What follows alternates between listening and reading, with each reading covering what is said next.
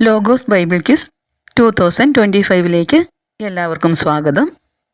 ഇന്ന് നമ്മൾ ഈ വീഡിയോയിൽ ന്യായാധിപന്മാരുടെ പുസ്തകത്തിലെ 18, 19 അധ്യായങ്ങളിലെ ചോദ്യോത്തരങ്ങളാണ് പഠിക്കുന്നത്. 18ാം അധ്യായത്തിൻ്റെ ഹെഡിങ് ദാൻ ലായിഷ് പിടിക്കുന്നു എന്നതാണ്. ദാൻ ഗോത്രക്കാർക്ക് അധിവസിക്കാൻ ഒരു ഭൂമി ഇല്ലാതിരുന്ന കാലമായിരുന്നു അത്. അവർ ലായിഷ് പട്ടണം പിടിച്ചെടുക്കുവാൻ വേണ്ടിയിട്ട് അവരുടെ ഗോത്രത്തിൽ നിന്നുള്ള 5 പേരെ ദേശം ഒറ്റുനോക്കാൻ അയക്കുന്നു. അവർ ചെന്നെത്തുന്നത് എഫ്രായിം മലനാട്ടിലുള്ള നമ്മൾ കഴിഞ്ഞ അധ്യായത്തിൽ കണ്ട മിക്കായുടെ ഭവനത്തിലാണ്. മിക്കായുടെ ഭവനത്തിലെത്തി അവിടുത്തെ പുരോഹിതനോട് ആലോചനയും ചോദിച്ച് ലായിഷ് ദേശം ഉറ്റുനോക്കുകയും വളരെ ഫലഭൂയിഷ്ടമായ വിശാലമായ സ്ഥലമാണെന്ന് കണ്ട് തിരിച്ചു വന്ന് 600 പടയാളികളോടൊപ്പം ആ പ്രദേശം കീഴടക്കാൻ പോകുന്ന വഴി മിക്കായുടെ ഭവനത്തിൽ കയറി മിക്ക ഉണ്ടാക്കിയ കൊത്തുവിഗ്രഹങ്ങളും മിക്കായുടെ പുരോഹിതനെയും അവർ കൂടെ കൊണ്ടുപോകുന്നു.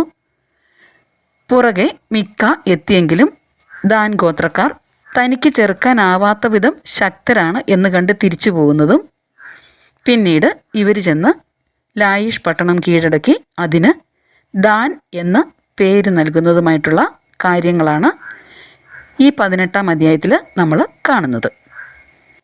ബൈബിള് പല ആവർത്തി വായിക്കണം, അതിനുശേഷം വേണം ചോദ്യോത്തരങ്ങൾ പഠിക്കാൻ.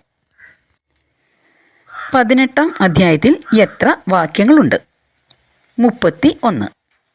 18ാം അധ്യായത്തിലെ പ്രതിപാദ്യ വിഷയം എന്ത്?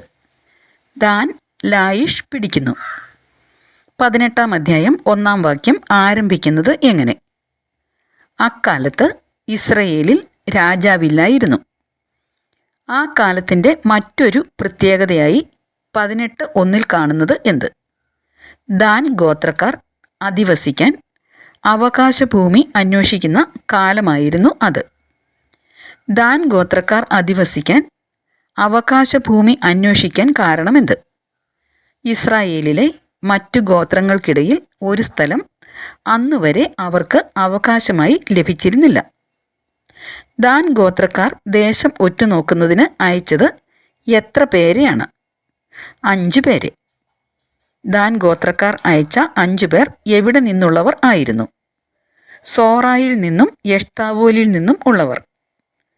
അവർ എങ്ങനെ ഉള്ളവർ ആയിരുന്നു? ദാൻ ഗോത്രക്കാരും കഴിവുറ്റവരും ആയിരുന്നു. ദാൻ ഗോത്രക്കാർ എന്തു പറഞ്ഞാണ് അവരെ അയച്ചത്? പോയി ദേശം നിരീക്ഷിച്ചു വരുവിൻ. ദാൻ ഗോത്രക്കാർ അയച്ച 5 പേർ എവിടെ എത്തി എവിടെ താമസിച്ചു? മലനാടായ എഫ്രായിമിൽ മിക്കായുടെ വീട്ടിലെത്തി അവിടെ താമസിച്ചു. മിക്കായുടെ ഭവനത്തെ സമീപിച്ചപ്പോൾ അവർ തിരിച്ചറിഞ്ഞത് എന്ത്? ആ യുവലേവ്യൻ്റെ ശബ്ദം. 5 പേർ യുവലേവ്യൻ്റെ അടുത്ത് ചെന്ന് അവനോട് എത്ര കാര്യങ്ങളാണ് ചോദിക്കുന്നത്? 3 കാര്യങ്ങൾ ചോദിച്ചു. 1, നിന്നെ ഇവിടെ കൊണ്ടുവന്നത് ആരാണ്? 2, നീ ഇവിടെ എന്ത് ചെയ്യുന്നു? 3, നിന്റെ തൊഴിൽ എന്താണ്? മിക്ക ഇങ്ങനെ ചെയ്തു. ലേവ്യൻ പറഞ്ഞു. ചെയ്തത് എന്താണ്? ലേവ്യനെ ശമ്പളത്തിന് നിർത്തിയിരിക്കുന്നു. ലേവ്യൻ അവൻ്റെ പുരോഹിതനാണ്. 18:5 അയക്കപ്പെട്ട 5 പേർ ലേവ്യനോട് അഭ്യർത്ഥിക്കുന്നത് എന്ത്? ഞങ്ങളുടെ യാത്രയുടെ ഉദ്ദേശം നിറവേറുമോ എന്ന് നീ ദൈവത്തോട് ആരാഞ്ഞറിയുക. 18:6 പുരോഹിതൻ്റെ മറുപടി എന്തായിരുന്നു? സമാധാനമായി പോകുവിൻ, നിങ്ങളുടെ ഈ യാത്രയിൽ കർത്താവ് നിങ്ങളെ സംരക്ഷിക്കും. 5 പേർ എവിടെ എത്തിയതായിട്ടാണ് 18:7 കാണുന്നത്? ലായിഷിൽ. ലായിഷിലെ ജനങ്ങൾ എങ്ങനെയുള്ളവരായിരുന്നു? സുരക്ഷിതർ, പ്രശാന്തർ, നിർഭയർ. അവർ ആരെ പോലെ ആയിരുന്നു? സീദോന്യരെ പോലെ. ലായിഷിൽ കണ്ടെത്തിയ സുരക്ഷിതരും പ്രശാന്തരും നിർഭയരുമായ ജനത എങ്ങനെയാണ് ജീവിച്ചിരുന്നത്? 1, അവർക്ക് ഒന്നിനും കുറവില്ലായിരുന്നു. 2, അവർ സമ്പന്നരായിരുന്നു. 3, സീദോന്യരിൽ നിന്ന് അകലെ താമസിക്കുന്ന ഇവർക്ക് ആരുമായും സംസർഗവുമില്ലായിരുന്നു. അയക്കപ്പെട്ടവർ 18:8 എവിടെയാണ് തിരിച്ചെത്തിയത്? സോറായിലും എഷ്താവോലിലും. സോറായിലും എഷ്താവോലിലും ഉള്ള സഹോദരന്മാർ ചോദിച്ചത് എന്ത്? നിങ്ങൾ ശേഖരിച്ച വിവരങ്ങൾ എന്തെല്ലാം? നമുക്ക് പോയി എന്ത് ചെയ്യാം എന്നാണ് അവർ പറയുന്നത്. അവരെ ആക്രമിക്കാം. ഞങ്ങൾ എന്ത് കണ്ടു എന്നാണ് പറയുന്നത്. ആ സ്ഥലം എങ്ങനെയുള്ളതാണ് എന്നാണ് 18:9 പറയുന്നത്. വളരെ ഫലഭൂയിഷ്ടമായ സ്ഥലം. വേഗം ചെന്ന് എന്തു ചെയ്യാനാണ് 18:9 പറയുന്നത്? നിഷ്ക്രിയരായിരിക്കാതെ വേഗം ചെന്ന് ദേശം കൈവശമാക്കുവിൻ. നിങ്ങൾ ചെല്ലുമ്പോൾ ആരെയായിരിക്കും കണ്ടുമുട്ടുക എന്നാണ് പറയുന്നത്? ശങ്കയില്ലാത്ത ഒരു ജനത്തെ. ദൈവം എങ്ങനെയുള്ള പ്രദേശം നിങ്ങൾക്ക് തന്നിരിക്കുന്നു എന്നാണ് പറയുന്നത്? വളരെ വിശാലമായ, ഒന്നിനും ക്ഷാമമില്ലാത്ത പ്രദേശം. ദാൻ ഗോത്രത്തിലെ എത്ര പേരാണ് 18:11 പുറപ്പെടുന്നത്? 600 പേർ. എങ്ങനെയുള്ള 600 പേരാണ് പുറപ്പെട്ടത്? ആയുധധാരികളായ. അവർ എവിടെ നിന്നാണ് പുറപ്പെട്ടത്? സോറായിലും എഷ്താവോലിലും നിന്ന്. ദാൻ ഗോത്രത്തിൽ നിന്ന് പുറപ്പെട്ടവർ എവിടെ ചെന്നാണ് പാളയമടിച്ചത്? കിരിയാത്ത് യയാറീമിൽ. കിരിയാത്ത് യയാറീമിൽ ദാൻ ഗോത്രം പാളയമടിച്ച സ്ഥലം അറിയപ്പെടുന്നത് ഏതു പേരിലാണ്? മഹനേദാൻ. മഹനേദാൻ എന്ന പേരിൻ്റെ അർത്ഥം എന്ത്? ദാനിൻ്റെ പാളയം. 18:12 അനുസരിച്ച് മഹനേദാൻ എവിടെയാണ്? കിരിയാത്ത് യയാറീമിന് പടിഞ്ഞാറ്. മഹനേദാനിൽ നിന്ന് എവിടേക്ക് കടന്ന് അവർ എവിടെ എത്തിയതായിട്ടാണ് 18:13 പറയുന്നത്? എഫ്രായിം മലനാട്ടിലേക്ക് കടന്ന് മിക്കായുടെ ഭവനത്തിലെത്തി. 5 പേരെക്കുറിച്ച് 18:14 പറയുന്നത് എന്ത്? ലായിഷ് ദേശത്ത് ചാരവൃത്തി നടത്തുന്നതിന് പോയിരുന്ന 5 പേർ.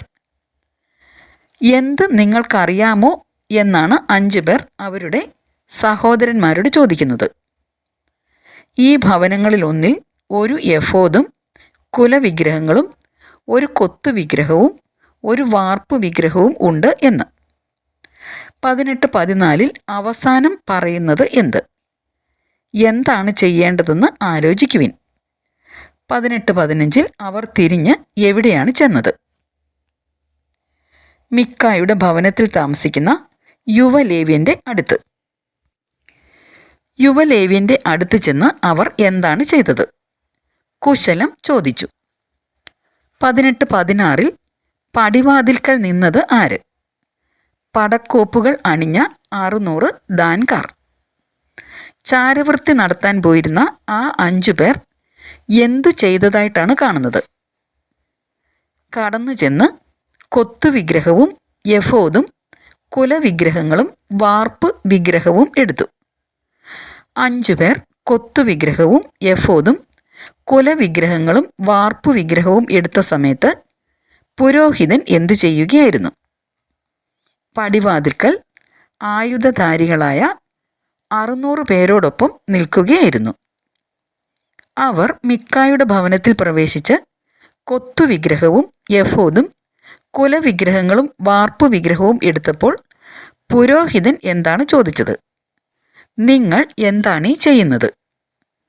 മിണ്ടരുത്, എങ്ങനെ ഞങ്ങളുടെ കൂടെ വരിക എന്നാണ് പുരോഹിതനോട് അവർ പറഞ്ഞത്. വായ പൊത്തി.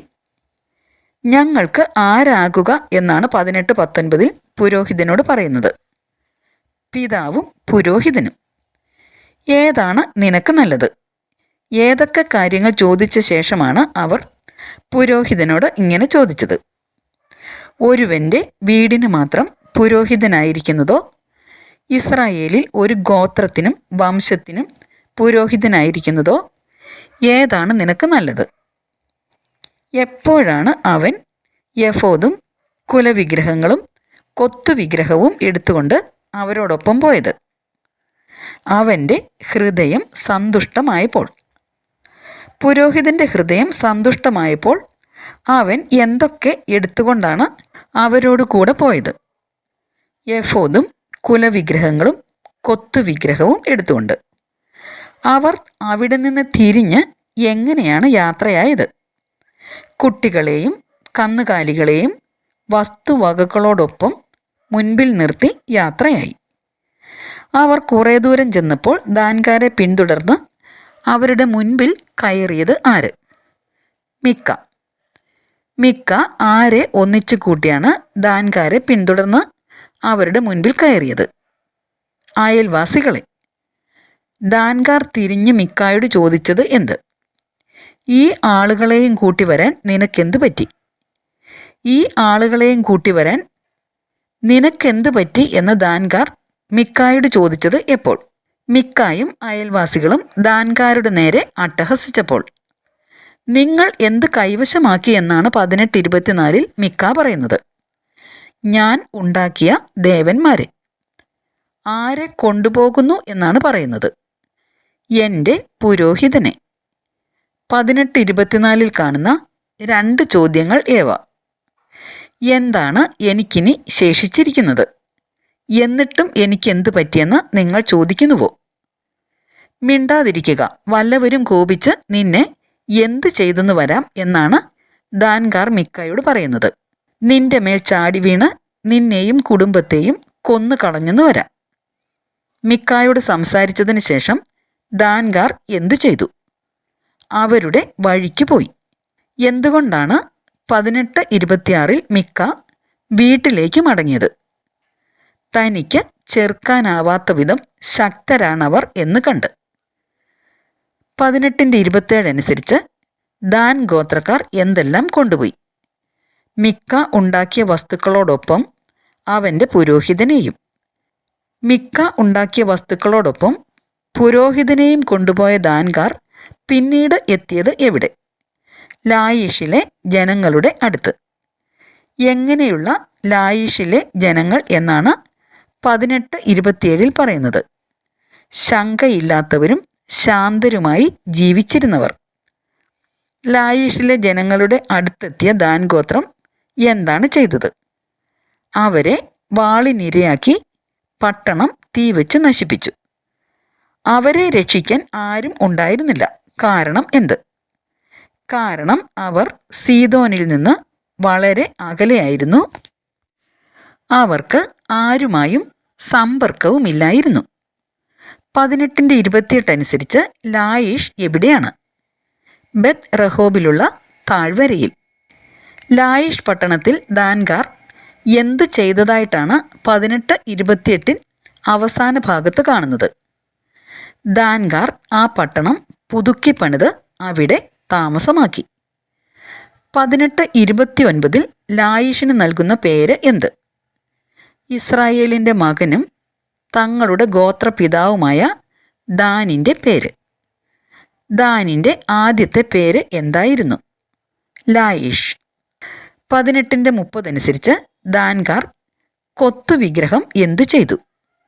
തങ്ങൾക്കായി പ്രതിഷ്ഠിച്ചു. മോശയുടെ ഏത് പുത്രൻ്റെ പേരാണ് 18:30 കാണുന്നത്? ഗർഷോം. ഗർഷോമിൻ്റെ പുത്രൻ ആരാണ്? ജോനാഥാൻ. മോശയുടെ പുത്രനായ ഗർഷോമിൻ്റെ പുത്രൻ ജോനാഥാനും പുത്രന്മാരും എന്നുവരെ ദാൻ ഗോത്രത്തിൻ്റെ പുരോഹിതന്മാരായിരുന്നു? പ്രവാസകാലം വരെ. 18:30 ദാൻകാർ തങ്ങൾക്കായി പ്രതിഷ്ഠിച്ചത് എന്ത്? കൊത്തുവിഗ്രഹം. മോശയുടെ പേര് പറയുന്ന അധ്യായവാക്യങ്ങൾ ഏവ? 18:30. പ്രവാസകാലം വരെ ദാൻ ഗോത്രത്തിൻ്റെ പുരോഹിതന്മാർ ആരായിരുന്നു? മോശയുടെ പുത്രന്മാരായ ഗർഷോമിൻ്റെ പുത്രൻ ജോനാഥാനും പുത്രന്മാരും.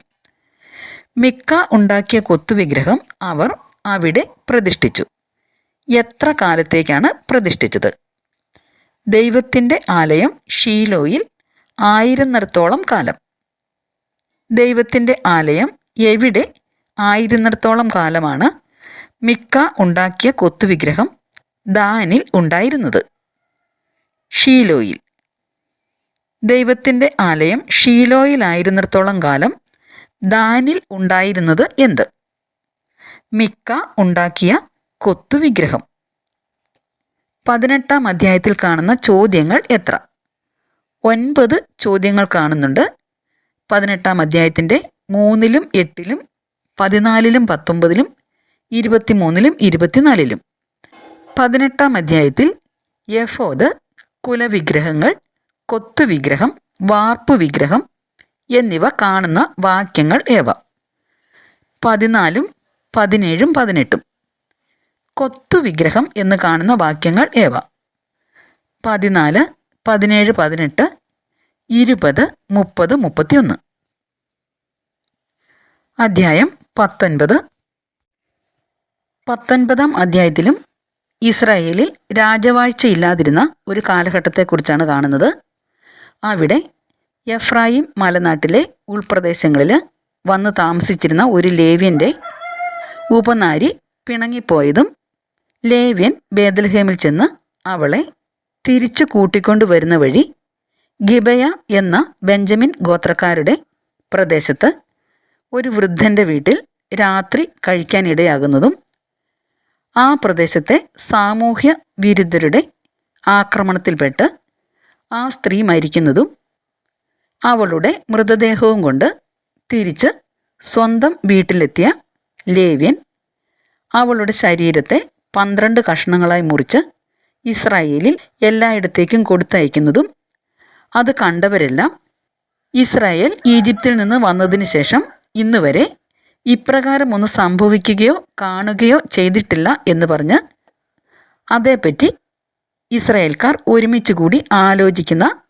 സംഭവമാണ് നമ്മൾ കാണുന്നത്. 19-ാം അധ്യായം പല ആവർത്തി ബൈബിളിൽ നോക്കി വായിച്ചതിന് ശേഷം ചോദ്യോത്തരങ്ങൾ പഠിക്കുക.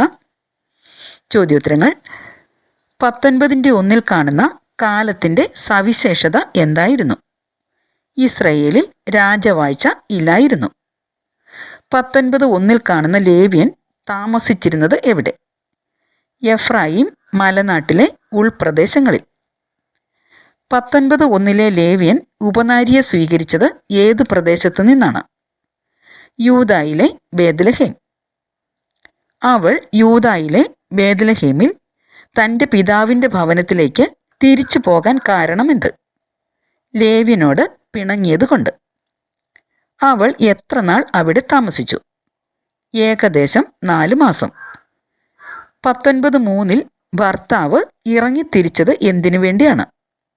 അനുനയം പറഞ്ഞ് അവളെ തിരികെ കൊണ്ടുവരാൻ. അവൻ്റെ കൂടെ ഉണ്ടായിരുന്നത് ആര്?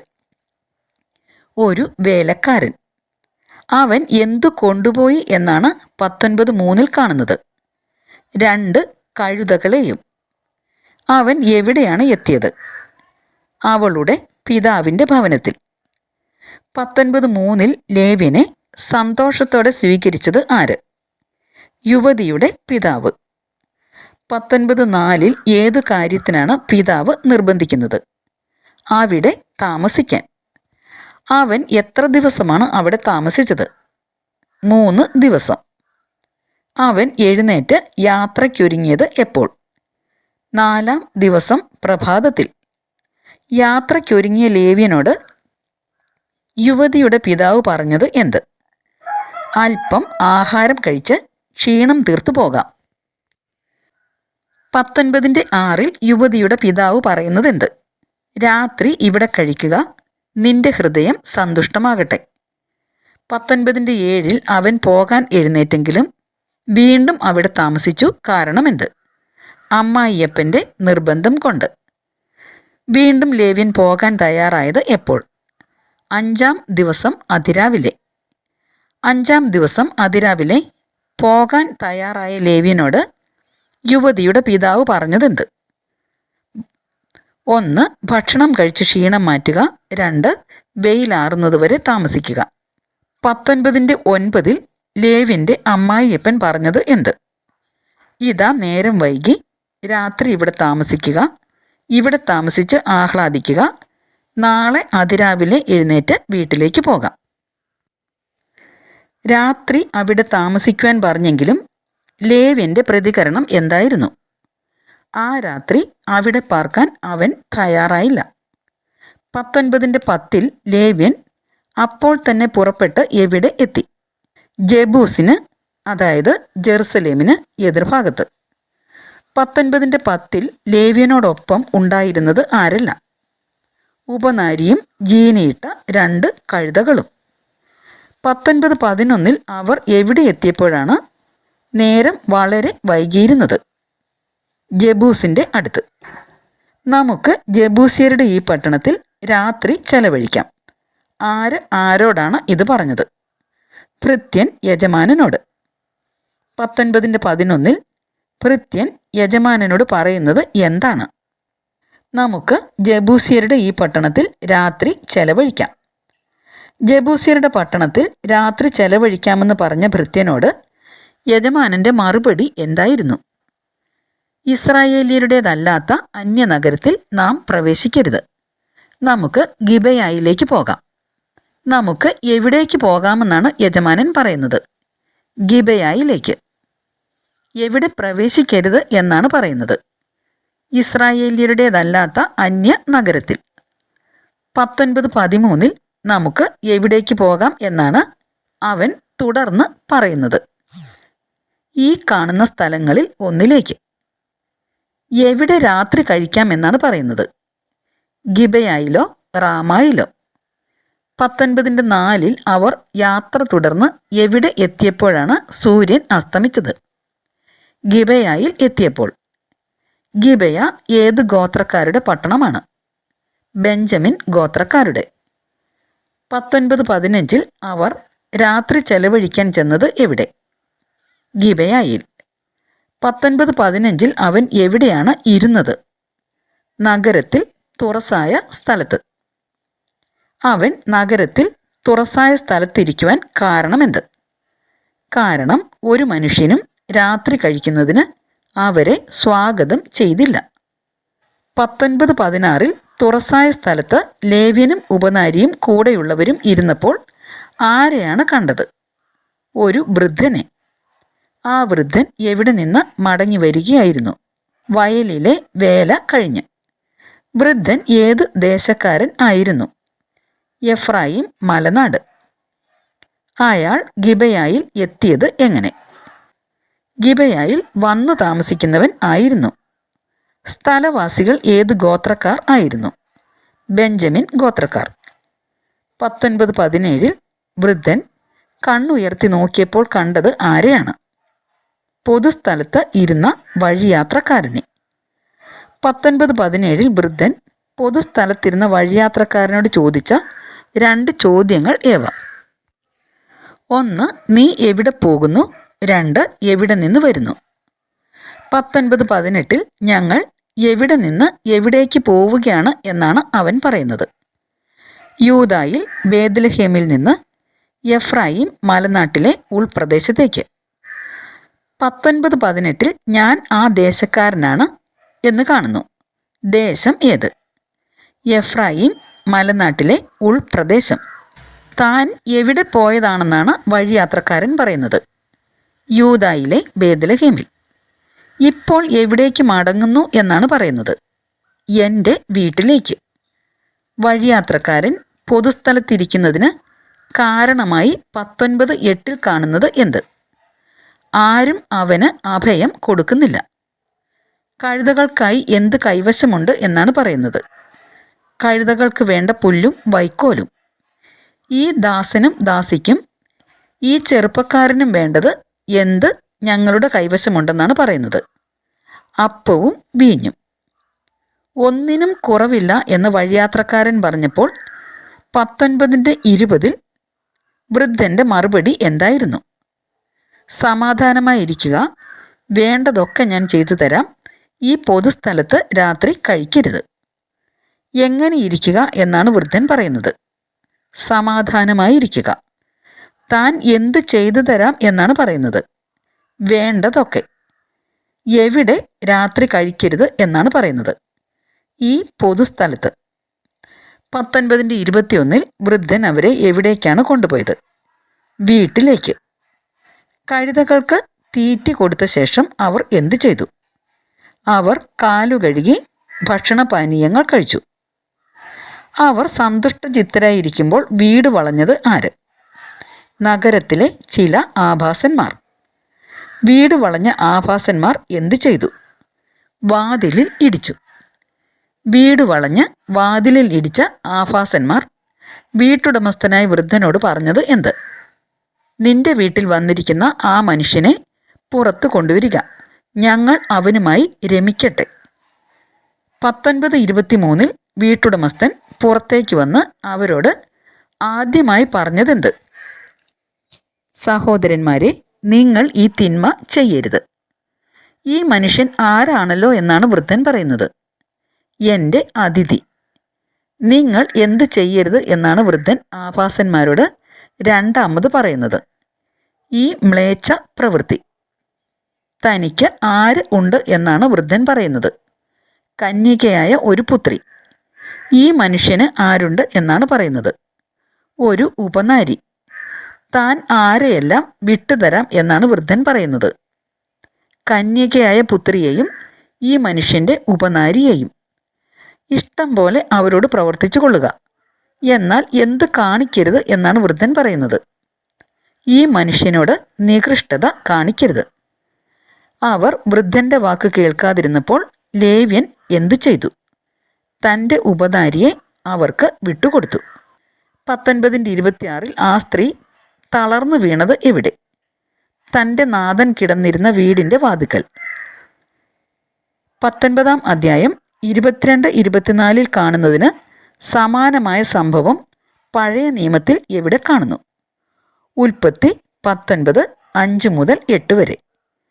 19:26 ഏത് സമയം വരെയാണ് സ്ത്രീ തൻ്റെ നാഥൻ കിടന്നിരുന്ന വീടിൻ്റെ വാതിൽക്കൽ കിടന്നത്? വെളിച്ചം പരക്കുന്നത് വരെ. അവൻ രാവിലെ എഴുന്നേറ്റ് വാതിൽ തുറന്ന് യാത്ര തുടരാൻ പുറത്തേക്കിറങ്ങിയപ്പോൾ കണ്ടത് എന്താണ്? ഉപനാരി കൈകൾ കട്ടിളപ്പടിമേൽ വെച്ച് വാതിൽക്കൽ കിടക്കുന്നത്. അവൻ അവളോട് പറഞ്ഞത് എന്ത്? എഴുന്നേൽക്കൂ, നമുക്ക് പോകാം. ഉപനാരിയിൽ നിന്ന് ഒരു മറുപടിയും ഉണ്ടാകാതിരുന്നപ്പോൾ അവൻ എന്തു ചെയ്തു? അവൻ അവളെ എടുത്ത് കഴുതപ്പുറത്ത് വെച്ച് സ്വന്തം വീട്ടിലേക്ക് പോയി. വീട്ടിൽ ചെന്നയുടനെ അവൻ ചെയ്തത് എന്ത്? ഒരു കത്തിയെടുത്ത് ഉപനാരിയെ അവയവങ്ങൾ ഛേദിച്ച് 12 കഷ്ണങ്ങളാക്കി ഇസ്രായേലിൽ എല്ലായിടത്തേക്കും കൊടുത്തയച്ചു. അത് കണ്ടവരെല്ലാം എന്നു മുതൽ ഇന്ന് വരെ ഇപ്രകാരം ഒന്ന് സംഭവിക്കുകയോ കാണുകയോ ചെയ്തിട്ടില്ലെന്നാണ് പറഞ്ഞത്.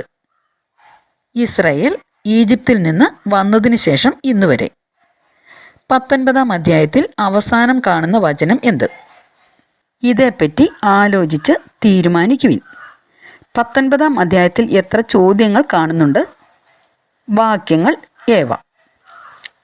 2 ചോദ്യങ്ങളാണ് കാണുന്നത് 19-ാം അധ്യായത്തിൻ്റെ 17-ാം വാക്യത്തിൽ. 18, 19 അധ്യായങ്ങൾ നന്നായി പഠിക്കുക. Best wishes. God bless you.